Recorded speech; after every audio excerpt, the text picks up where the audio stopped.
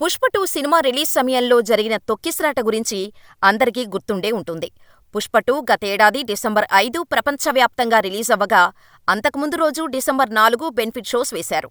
దీంతో December 4న Hyderabad RTC cross రోడ్స్లోని సంధ్యా theatre full క్రౌడ్తో నిండిపోగా, cinema చూసేందుకు అల్లు అర్జున్ సంధ్యా థియేటర్కు వస్తున్నాడని తెలియటంతో ఫ్యాన్స్ అందరూ సంధ్యా థియేటర్ దగ్గరకు భారీ సంఖ్యలో రావటంతో అభిమానులను అదుపు చేయటానికి పోలీసులు లాఠీచార్జ్ చేయవలసి రావటం. ఈ తొక్కిసలాటలో దిల్సుఖ్నగర్కు చెందిన రేవతి కుటుంబం ఈ తొక్కిసలాటలో కిందపడిపోయారు. అధిక సంఖ్యలో అభిమానులు ఉండటంతో వారికి ఊపిరాడలేదు. వారిని గమనించిన పోలీసు సిబ్బంది వెంటనే బయటకు లాగారు.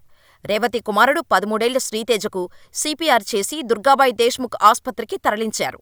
అప్పటికే రేవతి మరణించింది. శ్రీతేజ్ పరిస్థితి మరీ క్షీణించటంతో కిమ్స్ ఆస్పత్రికి తీసుకెళ్లారు.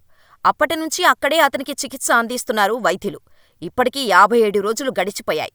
మరి శ్రీతేజ్ ఆరోగ్యం ఎలా ఉంది? ఏమైనా మెరుగుపడిందా? ఇంకా వెంటిలేటర్ పైనే చికిత్స తీసుకుంటున్నాడా? ఆరోగ్య పరిస్థితి గురించి డాక్టర్లు ఏం చెప్పారు? శ్రీతేజ్ పరిస్థితి ఇంకా పూర్తిగా మెరుగవలేదు.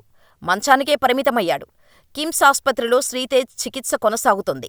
కళ్ళు తెరిచి ఎక్కువసేపు నిలకడగా ఉండగలుగుతున్నప్పటికీ ఎవరినీ గుర్తుపట్టలేకపోతున్నాడని, కనీసం అతని కుటుంబ సభ్యుల్ని కూడా శ్రీతేజ్ గుర్తుపట్టడం లేదని తెలుస్తోంది.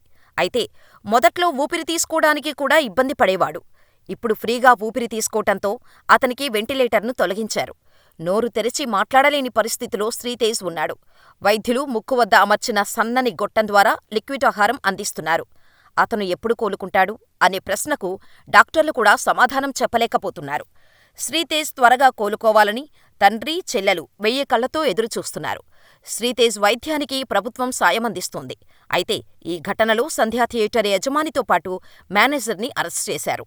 సరైన భద్రతా చర్యలు చేపట్టని సెక్యూరిటీ మేనేజర్ని కూడా అరెస్ట్ చేయటం. ఈ క్రమంలోనే అల్లు అర్జున్ని 2024 డిసెంబర్ 13 శుక్రవారం పోలీసులు అదుపులోకి తీసుకొని అరెస్ట్ చేయటం, ఆ తర్వాత బెయిల్ పైన బయటకొచ్చిన విషయం తెలిసిందే.